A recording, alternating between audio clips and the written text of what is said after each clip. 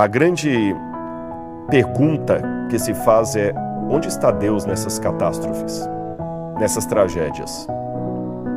Igrejas foram dizimadas, outros templos não cristãos também foram, casas de pessoas. E a pergunta que se faz é: onde é que está Deus?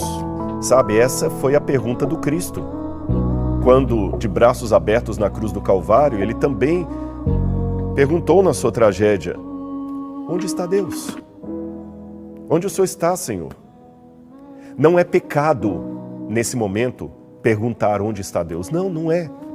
Se você pensou que eu ia dizer que não, mas o verdadeiro cristão não questiona. Não, não. Senão Jesus não seria um homem de fé, porque Jesus, na cruz do Calvário, na hora da tragédia, ele questionou: Deus meu, por que me desamparaste? Elá, lama sabachthani. Por quê? Porque de pergunta, porque separado, lama. Por que o Senhor me desamparou? E eu vou antecipar que na tragédia de Jesus, não houve resposta do Pai. O que ele recebeu foi um dolorido silêncio do céu. Mas mesmo assim, Jesus falou, ele recitou até um salmo de Davi: nas tuas mãos eu entrego o meu espírito. E essa tradução não está tão boa, sabe por quê? Jesus estava citando um salmo de Davi, quando ele falou: nas tuas mãos entrego o meu espírito. E a palavra entrego no hebraico dá mais o sentido de: nas tuas mãos eu deposito o meu espírito. Deposito no sentido financeiro da palavra.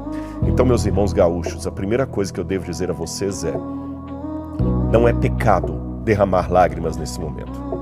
Não é pecado olhar para o céu e com lágrimas na voz, com a voz embargada, falar: por que, Senhor? Por que, Senhor? Eu sou teólogo. Eu tenho um doutorado em teologia. Mas isso não tira de mim os questionamentos de fé quando a vida apresenta dores. Para mim, eu ainda não entendo por que a gente pode colocar criança e leucemia na mesma frase. Isso não é justo, não faz sentido. Por que, Deus? Uma das tragédias que eu vi no Rio Grande do Sul lá era de uma família que estava no barco e parece que a menininha estava com alguém no barco, um adulto, e ela viu boiando e falou assim: ah, passa ali, eu quero pegar aquela bonequinha. Eles pensavam que era um brinquedo flutuando e era um corpo de um bebê. Por que, Deus? Por que, Deus? Mas, por favor, meus irmãos do Rio Grande, entreguem a vida de vocês nas mãos de Deus, porque Ele vai operar. De que maneira? Eu ainda não sei, mas Ele vai operar, porque Ele operou na minha vida. Deus vai operar. Mesmo que Ele não livre agora da tragédia, Deus vai atuar. E entre uma pergunta e outra, existe um outro elemento fundamental. Onde estou eu?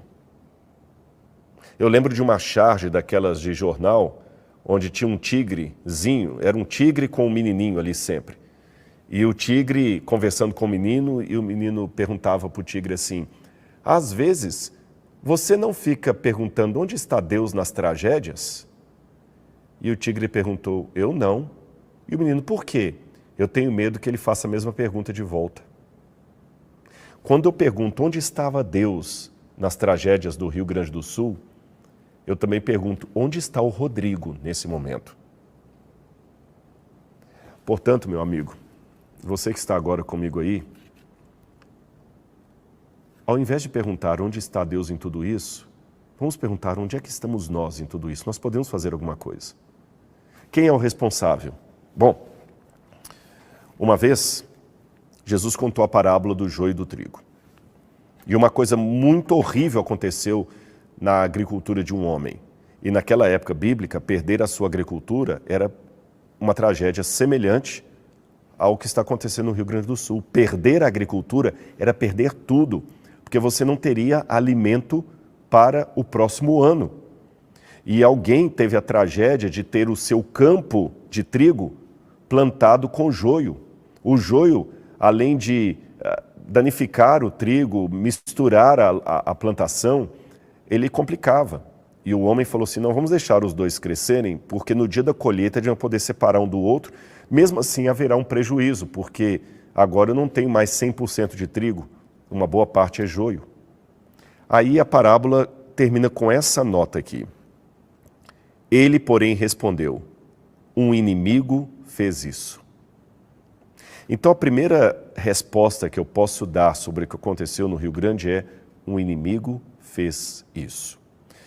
E como é que Deus age nessas horas? Eu quero ler mais uma passagem para vocês, João capítulo 9, versículos 1 e 2, porque a gente sempre fica procurando um responsável. Quem fez isso? De quem é a culpa? Queremos alguém para culpar. João capítulo 9, versículos 1 e 2 diz assim, enquanto Jesus caminhava, viu um homem cego de nascença. E os seus discípulos perguntaram, mestre, quem pecou para que esse homem nascesse cego? Ele ou os pais dele? Olha, a gente sempre quer achar um culpado. Muita gente está assim, é o governo, é o descaso com as questões públicas, é o político, não, é o próprio povo que joga lixo nos bueiros, por isso que o bueiro encheu, é a ganância do homem que construiu. A gente sempre quer encontrar um culpado. Mas eu pergunto a você, por mais que talvez existam pessoas que não cumpriram sua parte e participaram na tragédia, ainda que a irresponsabilidade de alguns possa ser um dado real, agora, nesse momento, é dessa discussão que nós precisamos? Raciocine comigo. Eu estou na Bíblia mostrando que a gente sempre quer buscar um culpado. É igual os judeus ali com Jesus. Mestre, quem pecou para ele nascer cego? Ele ou os pais dele? Olha a resposta de Jesus. Preste atenção. Nem ele pecou, nem os pais dele. Mas isso aconteceu para que nele se manifestassem as obras de Deus. Veja bem, quem pecou para que o Rio Grande do Sul tivesse essa tragédia? Os políticos ou o povo? Eu digo aqui nesse momento, não é questão de falar quem pecou, se foi o povo ou se foram os políticos. Eu vou dizer que talvez isso aconteceu no Rio Grande do Sul para que se manifestasse ali a glória de Deus. Como, Rodrigo, poderia manifestar a glória de Deus nessa tragédia? Vou falar a você como.